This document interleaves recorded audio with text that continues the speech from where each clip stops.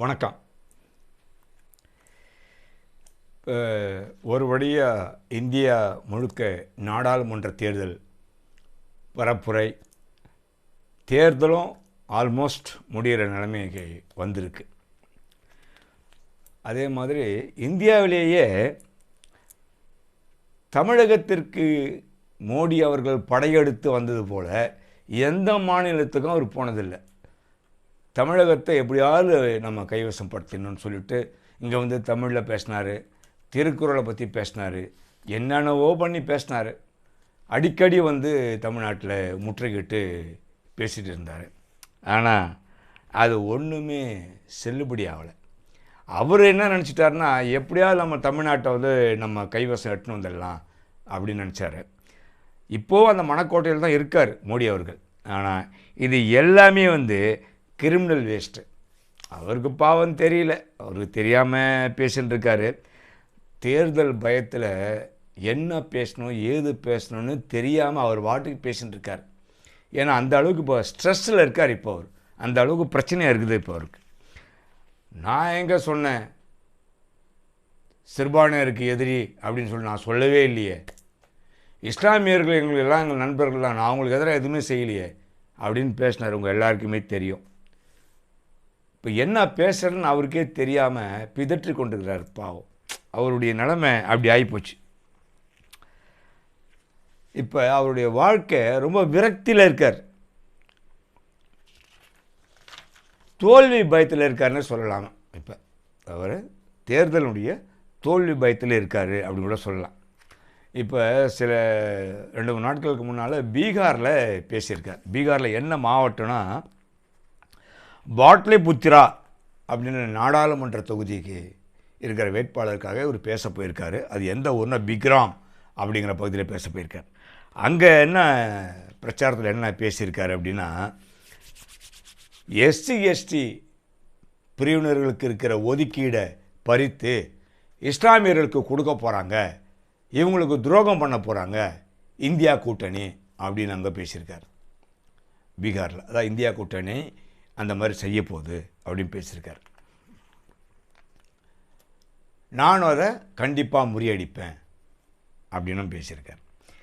SC பிரிவினர்களில் ஒதுக்கீட்டை எப்படி பறிக்க முடியும், எப்படி பறித்து இஸ்லாமியர்களுக்கு கொடுக்க முடியும்? கொஞ்சம் யோசனை பண்ணி பாருங்கள். எல்லாருமே எஸ்சி இஸ்லாமியர்கள் சிறுபான்மையினர் இவங்களுக்காக தானே எல்லாமே குரல் கொடுத்துட்டுருக்காங்க.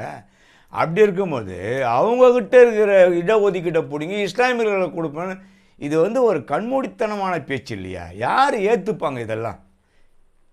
சொல்லுங்கள், யாராவது செய்வாங்களா? செய்கிற வேலையா இது? இவர் என்ன பேசணும்னு தெரியாமையே பேசுனுக்கார் பாவம். அதாவது இந்தியா கூட்டணி அப்படி பண்ணோம், நான் எல்லாரும் அரவணைப்பார் அப்படின்ற மாதிரி அவருடைய யூகத்தில் பேசுகிறார். எது நடக்குதோ நடக்கலையோ இவர் சொல்கிறது நடக்க போகிறதில்ல, அது நல்லாவே தெரிஞ்சு போச்சு. ஏதோ பேசின்னு இருக்கார் பாவம். ராகுல் காந்தி என்ன சொன்னார் அப்படின்னா, இந்த மாதிரி இடஒதுக்கீடை வந்து நான் ரத்து பண்ண போகிறேன் அப்படின்னு பேசினார். அதை வச்சுக்கிட்டு தான் இவர் பேசுகிறார், எஸ்சி இதை ஒதுக்கீடை பிடிங்கி இஸ்லாமியர்களை கொடுக்க போகிறேன்னு. அவர் அந்த அர்த்தத்தில் பேசலை. நீங்கள் கொடுத்த இடஒதுக்கீடை ரத்து பண்ணிவிட்டு அதிகமாக பண்ண போகிறேன்னு தான் அவருடைய அர்த்தம். 50%ன்றதை 60%, 70% ஆக்குவேன், அதனால தான் நான் ரத்து பண்ணுவேன், அந்த அர்த்தத்தில் தான் ராகுல் காந்தி சொன்னார். இவர் அதை திரித்து மக்கள்கிட்ட சொல்கிறார் மோடி அவர்கள். இதிலிருந்து தெரிஞ்சுக்கோங்க அவருடைய நோக்கம் என்ன. இதில் வேறு சொல்லுகிறார் 1300 கோடி 130 கோடி இவ்வளோ மக்களுக்கு நான் தான் பாதுகாவலேன் அப்படின்னு சொல்லுகிறாரு. கடவுளுக்கு தான் வெளிச்சம். அதே மாதிரி யூபிலையும் போய் பேசியிருக்கார். என்ன பேசியிருக்காரு அப்படின்னா, எஸ்சி மக்களுடைய இடஒதுக்கீடை பிடிங்கி இஸ்லாமியிட்ட கொடுக்க போகிறாங்க. அங்கே பேசினார். அதே தான், வேறு கண்டென்ட் இவருக்கு கிடைக்கல. ஒரே கண்டென்ட்டை எல்லா தொகுதியிலும் பேசுகிறார். கொடுக்க போகிறாங்க இவங்க. அப்போ என்ன அர்த்தம்? அதாவது இந்துக்களுக்கு இவர்கள் எதிரி, இந்துக்கள் வாழ முடியாது அப்படின்ற மாதிரி ஒரு மாயையை உருவாக்குறார் மோடி அவர்கள். ஏன்னா இவர் வந்து சிறுபான்மையினருக்கும் எஸ்சி மக்களுக்கும் இஸ்லாமியர்களுக்கும் எதிராக தாங்க பண்ணிட்டு இருக்காரு. குடியுரிமை திருத்த சட்டத்தை நான் அமல்படுத்துன்னு சொல்லிட்டாரு. இஸ்லாமியர்களுக்கு இருக்கிற ஒதுக்கீடு நாங்கள் ரத்து பண்ணுவோம் அப்படின்னு அமித்ஷா சொல்கிறாரு, ஆணித்தரமாக சொல்கிறாரு. அப்போ என்ன அர்த்தம்? சிறுபான்மையினர்களுக்கும் இஸ்லாமியர்களுக்கும் எதிராக தான் இங்கே செயல்படுறாங்க. அதனால் இப்போது காங்கிரஸும் இவங்கள மாதிரியே நினைக்கிறாங்க. இது காஷ்மீரை நாங்கள் 2 அரசியலமைப்பு சட்டம் இருக்க முடியாது. இதெல்லாம் முட்டாள்தனமான பேச்சு. இதெல்லாம் சுதந்திரமாக வாங்கின பொழுது பேச்சுவார்த்தை நடத்தி அது அரசியல் ரீதியாக தீர்வு காணுன்றதுக்காக பிரித்து விட்டாங்க. இப்போ இவர் அதை பேசின்னு இருக்கார், நாங்கள் பிரித்தோம் 2 மாநிலம் ஆக்கினேன் அப்படின்னு. இது வரைக்கும் இவர் மக்களுக்காக என்ன பண்ணியிருக்கார்? ஒரு ஏழை தாயின் மகன் பல கோடி ரூபாய் மதிப்புள்ள உடைகளை அணிந்து கொண்டிருக்கிறார். இது எல்லாருக்கும் தெரியும். கேட்டு கேட்டு கேட்டு நாக்கு செத்து போச்சு எல்லாருக்கும். அவரும் அதை கண்டுக்கவே இல்லை, தொடச்சி போட்டு போயிட்டார். போங்கடா அப்படின்னு சொல்லி அதை பற்றி அவர் கண்டுக்கவே இல்லை. வேற ஒரு வெக்கக்கேடு கேளுங்க. கர்நாடகா மாநிலத்தில் போய் ஏப்ரல் மாதம் புலிகள் காப்பகத்துக்கு 50 ஆண்டு நிறைவுக்கு அந்த விழாவுக்கு போயிருக்கார் மோடி அவர்கள். போய் தங்கியிருக்கார். தங்கி முடிச்சுட்டு டெல்லிக்கு போயிட்டார். மைசூரில் ஒரு 5 ஸ்டார் ஹோட்டலில் தங்கியிருக்கார். 80 லட்சம் ரூபா பாக்கியாம். 1 வருஷம் ஆச்சு, எங்களுக்கு பணமே கொடுக்கல. அதுக்கு வட்டி போட்டு 14% இன்னும் வட்டி போட்டிருக்காங்க. பில்லு எதுவுமே செட்டில் பண்ணல. அதனால் 18% வட்டியோடு சேர்த்து 94 லட்சமோ 40,000 பணத்தை நீங்கள் கொடுக்கணும். கொடுக்கலன்னா அங்கே சட்ட ரீதியாக நடவடிக்கை எடுப்போம் அப்படின்னு வனத்துறைக்கு, கர்நாடகா வனத்துறைக்கு லெட்டர் அனுப்பிச்சிட்டாங்க அந்த ஸ்டார் ஹோட்டலில். அவங்க பதறி போய் உடனே தேசிய புலிகள் காப்பகம் அலுவலகம் இருக்கு இல்லைங்களா, அங்கே அனுப்புனாங்க. அவங்க என்ன பண்ணிட்டாங்க, இதெல்லாம் ஒன்றும் கிடையாதுங்க, அந்த மாநிலம் தான் இதை கொடுக்கணும், நமக்கு அந்த சம்மந்தம் கிடையாது, கர்நாடகா ஸ்டேட் தான் கொடுக்கணும். ஆக ஹோட்டலுக்கு இன்னும் பணம் போய் சேரலை. அந்த ஹோட்டலுக்காரனை விடுற மாதிரி இல்லை.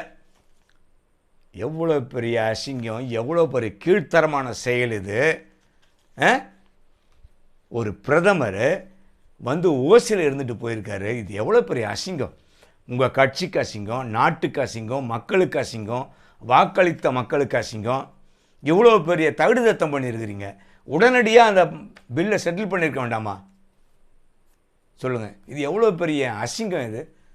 அதான் சொல்கிறார் ராகுல் காந்தி, நீங்கள் உங்கள் நண்பர்களுக்காகவே நாட்டை வளர்த்துட்டுருக்கீங்க, மக்களுக்காக ஒன்றும் பண்ணல. இவர் என்ன சொல்கிற, குடும்ப அரசியல் பண்ணுறாங்க. என்ன குடும்ப அரசியல் என்ன பண்ணிட்டாங்க? அவங்க என்ன பண்ணி உங்கள் சொத்தை எடுத்துட்டாங்க? இவர் தானங்க எல்லாத்தையும் கொடுத்துட்டாரு. நிரவ் மோடியிலேருந்து மலையாலேருந்து அதானியிலேருந்து அம்பானிலேருந்து நாட்டை விற்றுட்டாரு. என்ன முன்னேற்றம் அடைஞ்சிருக்கு இந்த நாட்டில்? ஒரு முன்னேற்றமும் கிடையாது.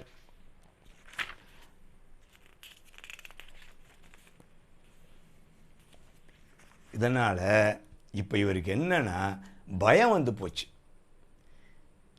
ஆனால் நம்ம அமித்ஷா ஆணித்தரமாக சொல்கிறார், நாங்கள் இஸ்லாமியர்களுக்கு எதிர் தான் அப்படின்னு ஓப்பனாக சொல்கிறார். அவர் இடஒதுக்கீடு நாங்கள் அமல்படுத்த மாட்டோம் அப்படின்னு தைரியமாக சொல்கிறாரு. மோடி அவர்கள் அப்படி எப்படியாவது நாட்டை பிடிச்சிடணும். இந்த நாட்டை பிஜேபி மறுபடியும் பிடிச்சிது அப்படின்னா குட்டிச்சவராக போயிடும் நாடு. புரியுதுங்களா? விளங்காது போயிடும். எப்படியோ தகுதித்தம் பண்ணியாவது நம்ம முன்னுக்கு வந்துடணும். மீண்டும் பிரதமராக வேண்டும் என்கின்ற ஒரு கனவுல நம்ம மோடி மிதந்துருக்காரு. அது கண்டிப்பாக 100% தோற்கடிக்கப்படும். 4ஆம் தேதி எல்லாருடைய முகத்தறியும் கிழிக்கப்படும். வெற்றி தோல்வி மனுஷனுக்கு சகஜம்.